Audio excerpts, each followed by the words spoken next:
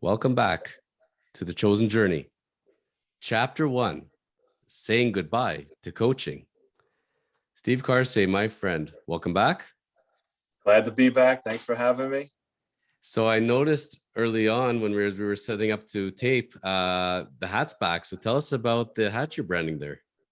Yeah, it's old school Milwaukee hat. It was just one that was laying around, one that I enjoy wearing. And it's a hat that we got during the season, one of the past seasons. I can't remember which one it was. You play whether they're old timer games or Mother's Day games, Father's Day games. They give you different hats, they give you different socks, they give you sometimes different uniforms. So it was one of the hats that I really liked, to be honest with you. It's just a big M for Milwaukee, and I just decided to wear it today. Well, there's a lucky fan out there who went on to MLB.com. They got auctions for the teams, and the teams auction off a lot of the game used stuff.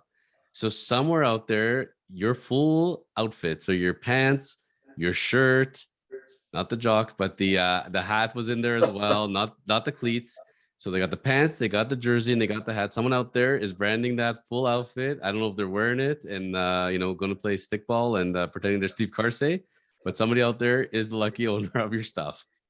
Well, good for them. I mean, I think Major League Baseball auctions off a lot of things, and that's how they get to produce some revenue. So I'm glad somebody has it. I hope they enjoy it, and it was fun wearing it for the time I was in the big leagues.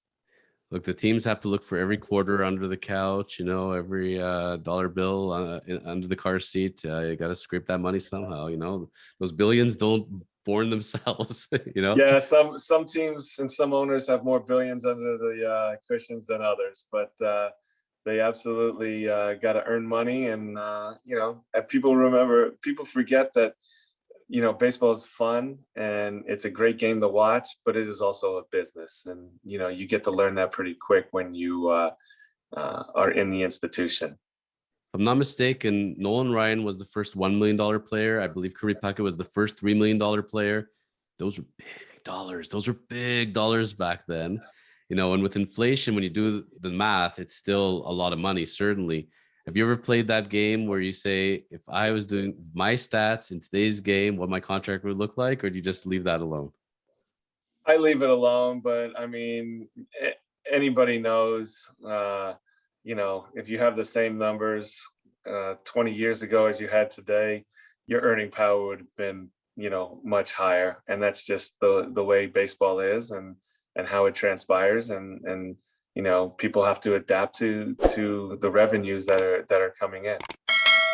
I'm sure no matter what the dollar figure was, when somebody's well paid back in the 70s to 80s to today, if they invested it right, if they did smart things, they had the right advisors, you're always going to live a comfortable life, live a chosen life, so to speak. And certainly, it also depends how long you played in there. A topic that I want to touch at some point in our conversations over the coming weeks and months. But based on the number of years you played, did you get the golden ticket? Did you get that? I got the golden ticket. Yes, I got the special pass at 8 years. You get a golden ticket that you're able to go and show at any baseball stadium, and I could get a couple pair of tickets. And then, ultimately, it's a special number. Guys get to 10 years and you get to get vested into a full pension. So, that's what guys strive for. Not everybody gets there, and the fortunate ones that get there, set themselves up for a little bit later in life when you get a little bit older. Promise us in a future episode, can we see the ticket?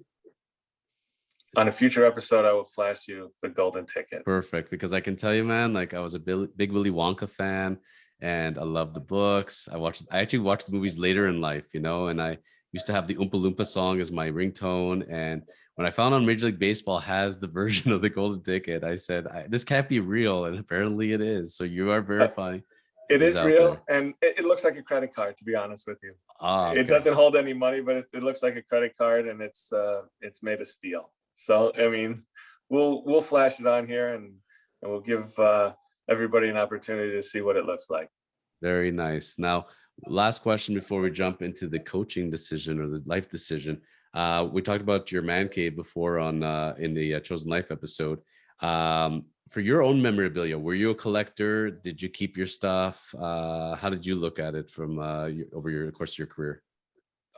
So when you're young, obviously you're just happy to be there, and you're kind of timid. You kind of, don't want to ask everybody for autographs and other teams, players for autographs. Like, there's certain guys that maybe stand out. I mean, I remember my rookie year, the one guy that I did have the clubhouse guy go over and ask for an autograph was Cal Ripken Jr.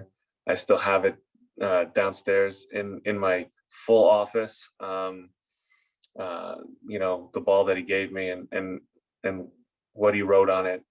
So that's a special ball to me. But over the years, I just got to the point where I collected a majority of my stuff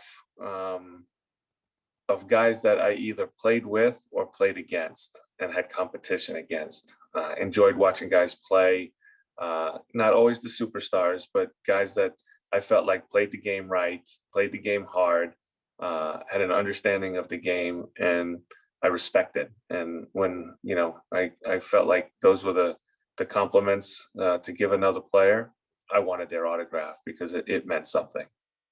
You ever do jersey swaps with players? Did you ever ask them for pieces of equipment like a glove, a hat, anything like that at all? No, never. The only thing I would get is a ball. Never a jersey swap, but there would be times that I would ask a clubhouse guy if I got a jersey, if he could send it over and somebody could sign that jersey, but never a physical jersey swap. That's done, on the football field and sometimes on the basketball court, but I've never seen guys actual jersey swap on the baseball field when the game's over. But it's coming though, because like they see LeBron doing it all the time. They're like, I got to do that too, Right. That being said, is the Cal Ripken ball your prized possession, memorabilia wise?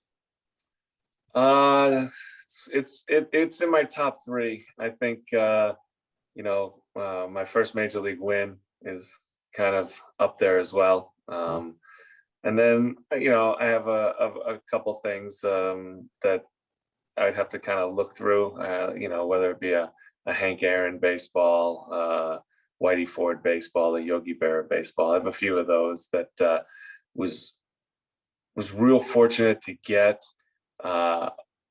during my Yankee days when we had Old Timers Day, and you would have all of these greats come in the clubhouse, and you're like a kid in the candy store, and you're like, oh my God, is that Whitey Ford? Oh my God, is that Yogi Berra? And you get the opportunity to ask them questions and sit and see what the game was like when they played and how they did things. And that's how you learn. And that's just another life lesson, given to you on your journey as you're going through the baseball world and as you're going through your career. Now, for yourself, did you keep at least one jersey from each team that you played on, coached on? Did you keep yourself a good inventory of your stuff, or did you never really? No, I kept the majority of my stuff, and it's in one of my closets at the house. So you did. It's there hanging up. So your gloves, your jerseys, they're out. You did keep a lot of them, eh? The jerseys for sure, my gloves for sure. I mean, hats come and go. So, a couple jackets that were given to me over the course, a couple old timers jerseys that we were able to wear along the way when we played some games, and they had an old timers day against another team. They would filter us with another jersey, and I would keep that. The teams were nice enough to let us hold on to those. Funny, if life ends up the way it does sometimes, I was getting out of autograph. I used to be a big autograph hound. I'm going to talk about that in one of the Chosen Life episodes with my fellow autograph collectors. And we learned how to meet players at the hotels and, the at the stadiums. People don't realize there's you're level 100, 200, 300. There's a 000. You know how to get down there. You just camp out there and pretend like you're not bothering anybody. You get autographs. So when you got traded for Ricky, I was in autographs, but I was slowly getting out of there. And it's very funny. If fate had it otherwise, I knew where the Jays were leaving with their cars. I knew where they're going to the clubhouse until security, now in this day and age, it's mind boggling, from a safety security would never happen. But back then it was a lot more lax. It was simpler times back then. So I probably would have had like 10 Steve Karsay signed baseballs at some point. So it's funny how life works out. But I know I got out of it because I said, once the players were younger than me, I said, I'm not asking somebody younger than me for an autograph. And I was done. That was it. Literally, I retired. That's definitely the way that it should be. I mean, kids always want autographs, right? And for the players to give them, and it is great. But when you get older, I can just let you know that as a player, when I was playing myself, or as players are today, they always see the same guys, and they always talk about, how these guys are trying to profit off of, getting them to sign. I've seen autograph collectors just have plain numbers. Yes. So they get the plain number, sign the plain number, and then get the other number and put it on a jersey, and then they have a signed jersey from that player. I can tell you right now, if you go onto ebay.com and you type in Steve Karsay game used, you will find a number 3 autographed by Steve Karsay that you can purchase, and you can sew onto a jersey. And I swear it is there. So that's pretty awesome. Somebody got you to autograph a number. Do you recall a number 3 perhaps?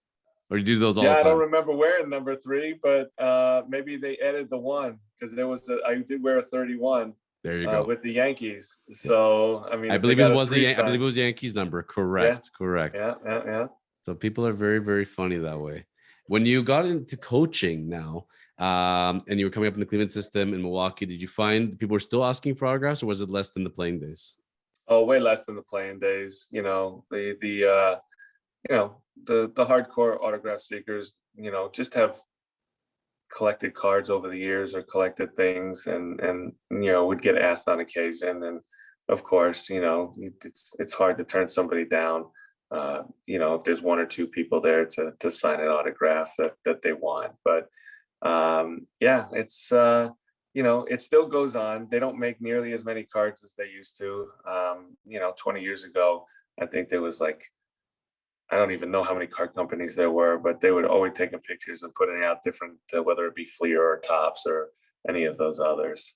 You played in the peak of the wax junk era. From the rookie cards on, you played at the peak of production. So there's got to be a million Steve Karsay cards out there of the various companies, because you played in the era when they produced cards like there was no tomorrow. You're right. It is incredible. I mean, I don't know the exact number, but there has to be anywhere from 200 to 300 different cards of mine that I've tried to collect for my son, because it's I still get fan mail in my mailbox with people who send cards to my house, and I sign them and put them in the mailbox and send them back. It's hard to believe that people still send mail these days. Yes. But on occasion there'll be one to pop up. When I made my list, and it's funny because I will have an episode about autographs in general. One of the best ways, I remember when I was like a young kid, I didn't even know to go and ask people. And when I was 10 years old, I'd be deathly afraid of them. So, but when you live in Canada, you have to go and get stamps from the US, because what you got to do is you got to send a self-addressed stamped envelope, because you can't ask the player to go and do an envelope for you. And then you got to find addresses. And back then, when without the internet, you had to be real creative to find addresses. Now everybody's home address is out there. Like, it's scary the amount of information you get off the internet. But it's good to know people are still finding ways to do that. Strangest autograph request you ever had, or the strangest thing you've ever had to sign? I guess the strangest thing I've ever signed was a kid's teddy bear. Okay. A stuffed animal that they had, that they didn't have anything else, so he asked to sign it, so I signed it. When I've asked people before, usually you get the groupie answers, and it's strange body parts they have to sign. But a teddy bear is tame, but it's still an interesting one for sure. It was just a regular teddy bear, or like a Yankees bear or something. It was like one of the sports bears that they've had out. But I mean, I guess it's not super strange. It's different. Not a body part. But it's different. I mean, I have never really signed that before, and it just kind of stood out in my mind. I remember a kid was going around getting his cast sign, so it's funny what people will go with. So, it's funny. That's where, again, the chosen journey, you never know. We have one topic in mind, but we're just going to go in all sorts of directions because it's a whole blender of life and everything else. You never know where we're going to stick next. So getting back to where we thought today, and this is the one that's really been sticking in my mind because it hit me by surprise, Steve, is, again, we're talking now, it's got to be early January, right? The start of the year. I'm calling you, saying hello, seeing how things are. I go on the Brewers website. You are listed as a coach. So I figure all's good, and I'm thinking in my head, okay, is he going to be coming back as bullpen coach? Is anything else going to be happening? Are the teams talking to him? And then you drop me, by the way, it's not been announced yet, but I will be leaving effective immediately. So, buddy, when did this decision get made? So obviously it wasn't made when the season was over and we lost to Atlanta this past year. Came home, started to spend some time with the family. I was taking my son to school every day. I was taking him to baseball, watching his games, doing that. And then, there was just some conversations had along the way in October and November. My son, 2021, so October, November 2021. That's right. My son turned 11 at the end of November 2021. Okay. And as we were going on, we were having conversations, and I could start understanding and feeling how much I was missed at home.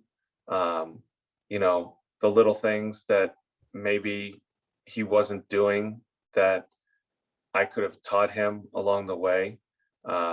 It's hard for mom to play mom and dad when I'm away for 6 months. I saw my family probably a total of 30 days face to face out of 6 months in 2021. And when you sit in Milwaukee,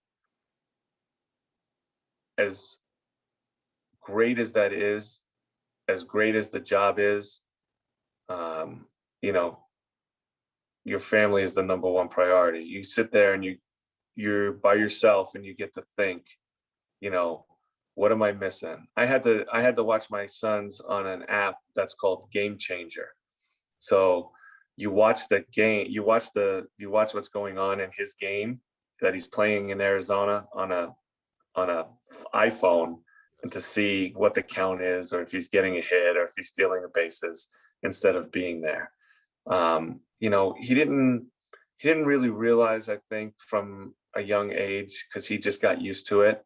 Daddy's going to work, daddy's going to work at the baseball field. And then as we got older, as the pandemic took its toll, especially in 2020 and 2021, with all the rules, regulations, restrictions that families could come, especially being in a small bubble in the baseball world, because again, baseball is a business. They made rules and regulations where they didn't want players to get COVID because it would disrupt the season. And that's just not with my family. That was with the players' families. That was with the front office's families. It took a toll on everybody. Knowing that, and then hearing how, I felt like my son was dropping little hints without telling me that he was missing me all that much.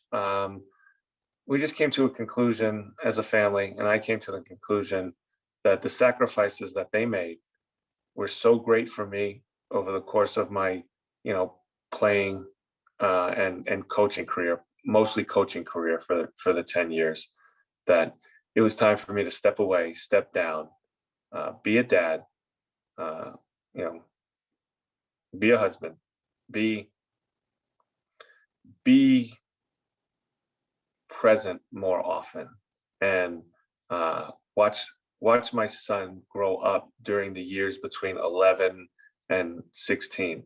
Not that baseball is done for me in my life, but right now I just felt like I needed a breather to be more of a dad and to be home more. And that's where the decision came from. It was a very difficult decision to make, but an easy one, if that makes sense. Because it's just one of those things where, I grew up without a dad. So I didn't want that same thing to happen for my son. And that really was one of the main reasons that played a part in making that choice. And I will say, I talked with one of the coaches, without naming names, and he told me something that will stick with me for the rest of my life. He's like, I just want to tell you that there are a lot of people who say they're going to do what you're going to do, but you're one of the only ones that I've known that said that you were going to do this for this reason, and you did it for that reason. So I respect the hell out of that you made this decision to spend more time with your family. Hearing this, and I'm sure for the listeners and the viewers out there, when you talk, Steve, and again, it's starting from our initial interview, you can't help but reflect within yourself what's your own journey, and listening to Steve's journey. I know I'm reflecting my own journey. I'm sure you all are as well. One of the things I bonded with Steve was the fact I also grew up with other fathers, so I know what that's like very much. And when I became a father and I stepped away from MLB reports, my son was 6 years old, and I said, that was part of it. I never really put that out there, but you're being raw and real here. I'm being raw and real. Then I'll let you know. Being a dad was very important to me. And there's a lot of sacrifices that go in, and people, you hear the word sacrifice, you think you're giving up stuff, and it's like a bad thing. It's not a bad thing at all. It's about prioritizing, and when you get to spend that time as a father, it's time you'll never see again, and it's like I've always said, I got into baseball because of a hardship in my life when I lost my dad, actually. And I threw myself into baseball collecting and watching, and baseball's always been there. And one of the things I told you when you told me that decision was the great thing about baseball, man. It's there when you're ready for it. It goes on season after season after season. You got to do what you got to do. And when you're ready, they'll keep playing ball and they'll be ready for you, So that's one of the awesome things. It's an escape and it's a release, Baseball is so great that way.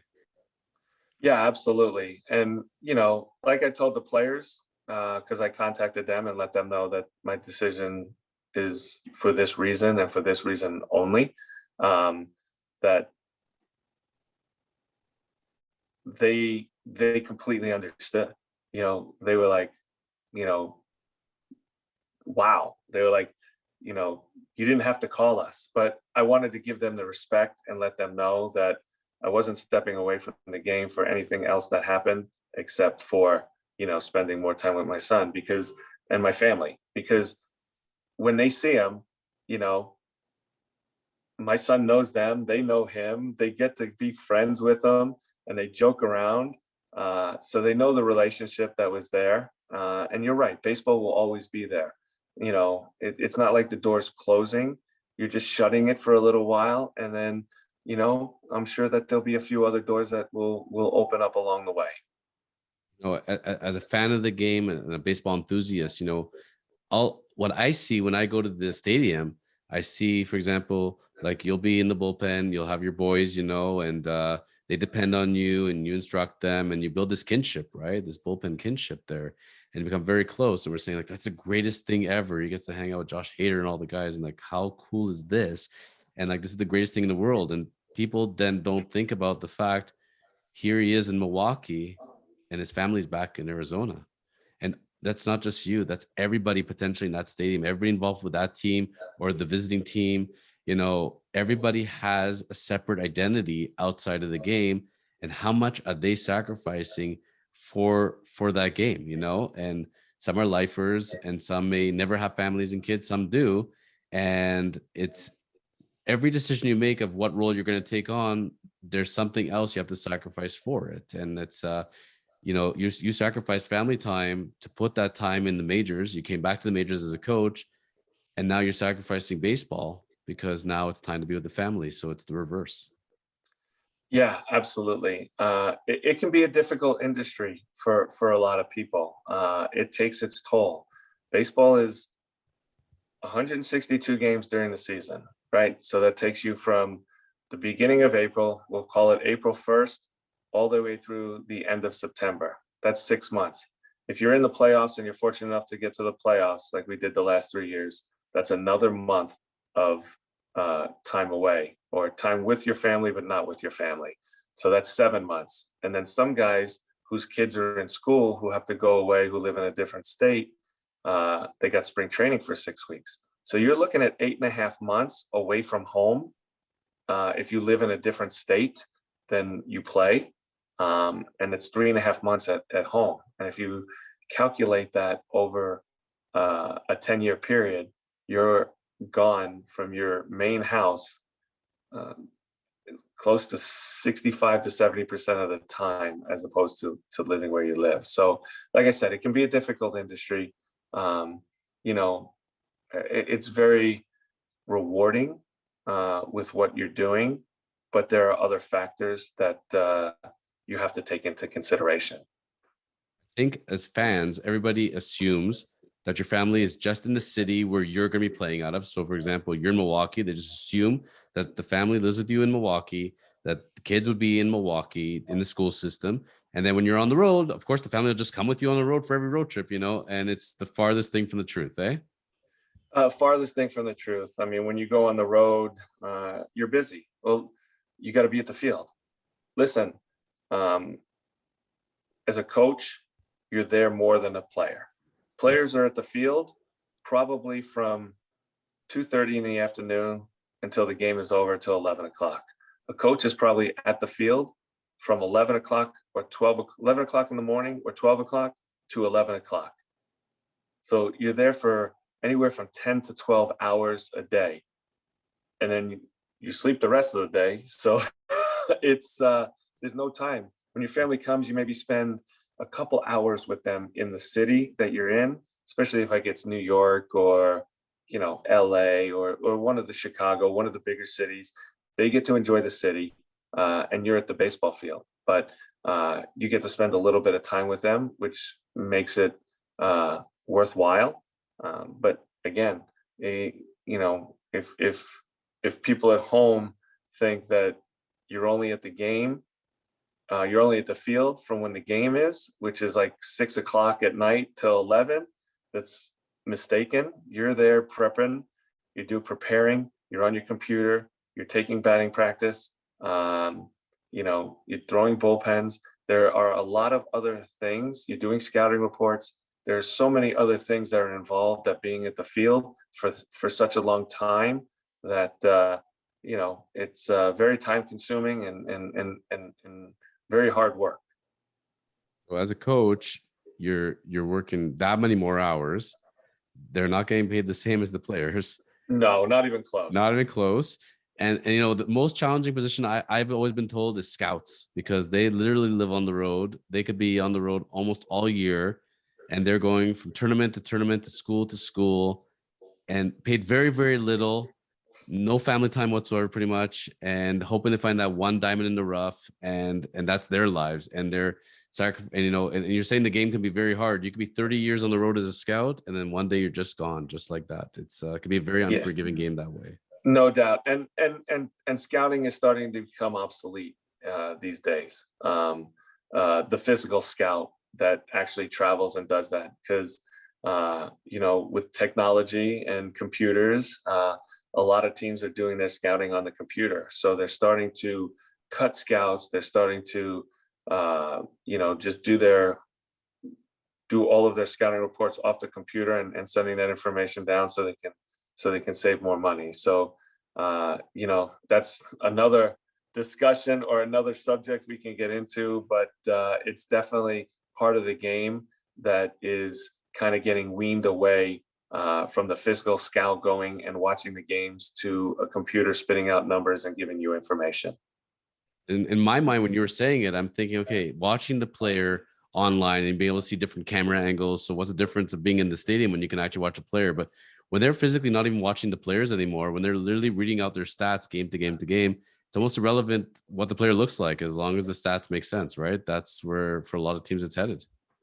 A lot of teams, it's heading like that. You still have your old school teams who, you know, value the scouting aspect of the game. You know, you have your new school teams, and you have a lot of the Ivy League guys who are in the front offices, and they go work on algorithms, and they work on the information that they get off the computer to send down to the players and the coaches to give them the scouting report on the team, but before you play them. So it's just a dynamic that you have to adapt to. It's a dynamic that is changing within the game. But I always said that there needs to be a balance, because at the end of the day, an algorithm cannot tell me the human aspect of three things that a player has.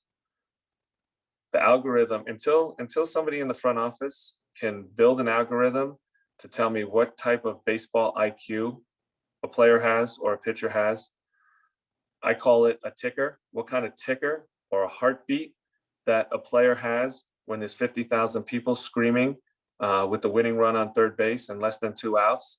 And the third one is what kind of stones the guy has between his legs and what kind of pressure that guy can handle. Not everybody is built the same, and everybody handles that a little bit differently.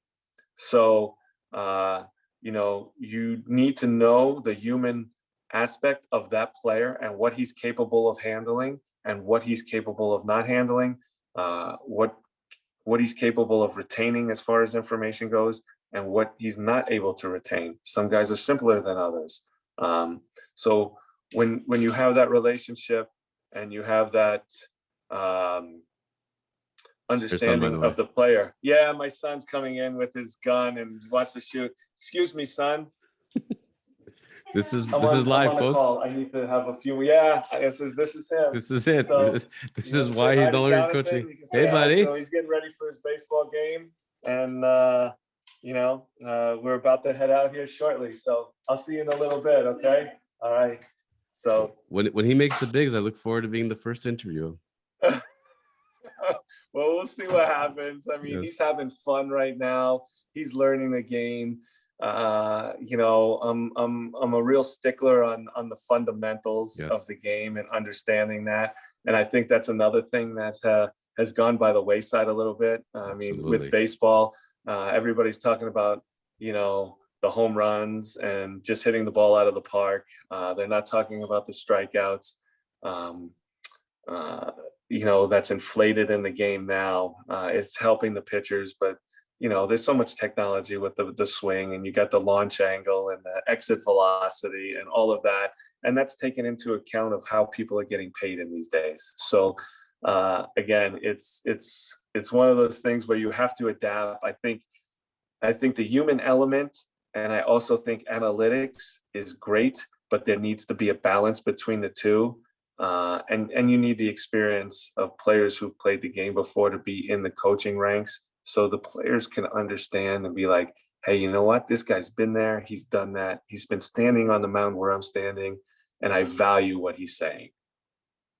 We'll be debating this again over the coming weeks and months. There's so much ball talk and life talk that it can all embed. I'm gonna start summing up chapter 1 here, because it's funny. Chapter 2 will slide. So I'll give a sneak peek. Yes, because we've not touched fully upon where we were going with the Brewer decision. So we're going to be going into chapter 2 to talk about how that actually went down. Just to summarize, though, Steve, you were saying around September, October of 2021 was when you made the decision in your mind, or you're starting to make the decision, or October, November of 2021, that you're going to start thinking about stepping away from coaching itself? So October, November of 2021, conversations were being had within the family. Conversations were moving it, but I wasn't convicted, and I wasn't truly convinced that stepping away was the right choice at that time. Yes. It was more end of December, like December 18th, 19th, right before Christmas. Okay. I was going with my son to a baseball tournament in Florida right after Christmas. Yes. And I was taking him to school, and we were discussing, the baseball tournament and what we were going to do right after Christmas in Florida, and how we were going to spend time together and do the different things that we were going to do. And I was taking him to school one morning, and he's sitting in the back of the car, and I'm driving, and without hesitation, within this conversation that we're having, He goes, Dad, after December, he goes, you're not going to be able to come with me or do much with me because you got to start spring training up again, don't you? And I was like, well, the lockout's going on. And I explained the lockout to him. And I said, spring training will be spring training. And he goes, I'm going to really miss you this summer. And at that point, things just pulled on me. And I didn't say anything to him. I dropped him off at school and I came home and I had a conversation at home with PJ, my wife. And I'm like, Kingston's really missing me. Like, I have a feeling that he understands now at the age of 11 what it means to have me at home and what it means to have me away. And, we discussed it as a family over the next 3 or 4 days. And I finally came to the decision that I was going to call David Stearns, our general manager, and let him know that priority number one was my family. And then unfortunately, I was going to have to step down as the bullpen coach and revisit baseball a little bit later in life. Not retiring, not closing the door on baseball, but stepping away, taking a breather, and being more of a dad. What day was that call to David? I believe that call was December 19th. And was it a phone call or video call? No, it was a phone call. I called David and then spoke with him. And then I made my rounds. I called the manager. I called Craig Counsell and let him know my decision. I called the assistant GM. And then obviously, after I talked to, the figureheads that run the organization and understand that and give them the information, then I was going to call the rest of the coaches and the players, and give them the respect that they deserve to let them know that, I wasn't going to be back. Great place for us to pause today. And always going to leave them teasing, wanting more. And in the next chapter, next episode, we're going to talk about those conversations, what they said, how it went, and continue on the chosen journey. Steve Karsay, as always, thank you for taking the time for us today. And looking forward to getting the fans' questions in through social media. They can post comments on the site, on our YouTube channel, and like the episode. And we'll be sharing those with you over time. And we'll see as the journey continues. Absolutely, Jonathan. Thank you for having me, and looking forward to the next step of our journey. Good luck today on the tournament. I know, is he pitching, hitting? What's your boy doing? It's a great question. He'll probably pitch a little bit. I'm not coaching, so it's really nice. I get to step behind the stage or behind the fence and watch. So he pitches, he plays third base, he plays the outfield, and he plays first base. So he bounces around wherever he's needed. Is perfect because the utility guy is very welcomed in Major League Baseball right now. Let us know how Shohei Karsay is doing. And until next time, buddy, keep the journey going. Absolutely. Thanks, Jonathan. Thank you.